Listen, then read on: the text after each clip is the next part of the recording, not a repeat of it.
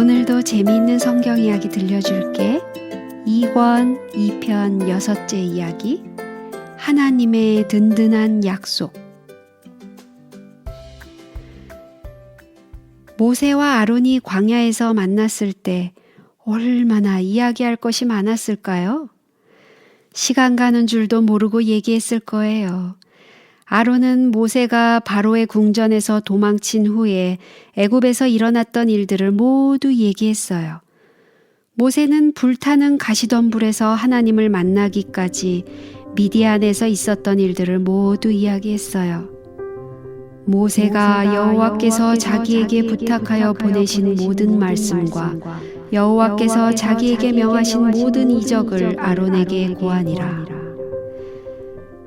그들이 서로 하나님께서 말씀하신 비밀을 털어놓았을 때 그들은 하나님께서 큰 일을 위하여 그들을 부르셨다는 것을 확신했어요.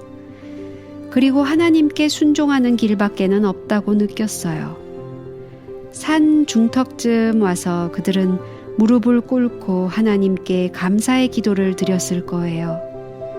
그들이 헤어져 있는 그 오랜 세월 동안에 인도하여 주신 것과 앞으로 남은 날 동안도 인도해 주실 것을 기도했어요. 드디어 80세와 83세의 나이 많은 두 형제는 눈물이 많고 자유 없는 독재의 나라 애굽을 향하여 길을 떠났어요. 거칠고 쓸쓸한 시골길을 걸어가면서 그들은 시간마다 애굽에 도착해서 그들이 해야 할 일에 대해 이야기했어요. 그들은 먼저 이스라엘의 지도자들을 만나서 불타는 가시덤불에서 일어났던 일을 말해야 할 거예요. 지도자들이 그들의 이야기와 하나님의 약속을 믿는다면 그때 그들은 바로에게 가서 백성들을 놓아달라고 부탁할 것이었어요. 애굽에 도착하자 그들은 곧 이스라엘 장로들을 불러 모았어요. 그리고 아론은 여호와께서 모세에게 명하신 모든 말씀을 전하고 백성 앞에서 이적을 행했어요.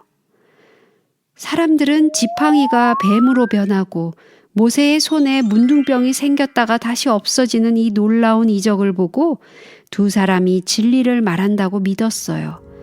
그들은 하나님께서 내가 내 백성의 고통을 정령이 보고 내려와서 그들을 구원하려 하노라 하고 말씀하신 것을 듣고 기쁨에 눈물을 흘리며 머리를 숙여 경배했어요. 그 소식은 삽시간에 퍼졌어요. 새로운 희망이 가엾은 히브리인들의 마음속에 솟아올랐어요. 하나님께서 그들의 기도를 들어주신 거예요. 하나님께서 그들을 구원하시려고 하시는 거예요. 요셉의 약속도 곧 이루어지게 되었어요. 그런데 사태는 그렇게 순조롭게 진행되지 않았어요. 이튿날 모세와 아론이 바로를 만났을 때 이스라엘을 해방시키는 것이 그들이 생각했던 것처럼 쉽지 않다는 것을 알게 되었어요. 바로는 조금도 그들을 보내줄 마음이 없었거든요. 아론이 말했어요. 이스라엘 하나님 여호와의 말씀에 내 백성을 보내라. 그들이 광야에서 내 앞에 절기를 지킬 것이니라 하셨나이다. 여호와가 도대체 누구냐? 바로는 콧방귀를 끼며 말했어요. 여호와가 누구간데 내가 그 말을 듣고 이스라엘을 보내겠느냐? 나는 여호와를 알지 못하니 이스라엘도 보내지 아니하리라. 이것도 큰일이었지만 더 큰일이 생기고 말았어요. 이스라엘 백성을 이끌고 사흘쯤 여행을 떠나 광야에서 하나님께 제사를 드리고자 한다고 모세와 아론이 말했을 때 바로는 화를 머리끝까지 냈어요. 어림도 없는 소리. 노예들에게 일주일씩이나 휴가를 준다고? 그런 요구를 들어줄 줄 알았나? 일주일씩이나 휴가를 할 수 있다고 생각했다면 분명히 꾀를 부리고 열심히 일을 하지 않고 있겠지. 일감을 더 줘야겠군. 하고 바로는 생각했어요. 그래서 바로는 그때부터 이스라엘 백성들에게 벽돌 만드는 짚을 주지 말라고 명령했어요. 하지만 그들 스스로 짚을 주어서 전과 똑같은 숫자의 벽돌을 만들어야 한다고 했어요. 이스라엘 사람들은 이 소식을 듣고 깜짝 놀랐어요. 짚을 주우려면 시간이 많이 걸릴 텐데 어떻게 벽돌을 전과 똑같이 만들어낼 수 있겠어요? 불가능한 일이었어요. 감독들은 사정없이 그들을 때리며 소리를 쳐요. 너희는 집이 있을 때와 같이 당일 일을 당일에 마치라. 이스라엘 지도자들은 마침내 바로에게 불평을 했어요. 그때 바로는 이렇게 말했어요. 너희가 게으르다 게으르다 그러므로 너희가 이르기를 우리가 가서 여호와께 희생을 드리자 하는도다. 이스라엘 백성들은 모세와 아론을 만나자 화가 나서 그들에게 대들었어요.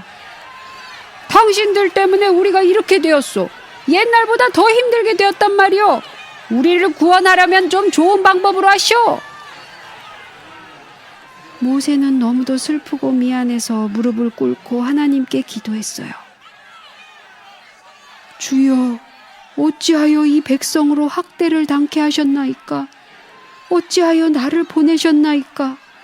내가 바로에게 와서 주의 이름으로 말함으로부터 그가 이 백성을 더 학대하며 주께서도 주의 백성을 구원치 아니하시나이다. 모세가 혹시 절망에 빠졌을 때라도 하나님께서는 그렇지 않으셨어요. 결코 그렇지 않으셨어요. 그분께서는 언제나 그분이 하실 일을 알고 계셨어요. 이제 내가 바로에게 하는 일을 내가 보리라. 강한 손을 더함으로 바로가 그들을 보내리라. 강한 손을 더함으로 바로가 그들을 그 땅에서 쫓아내리라.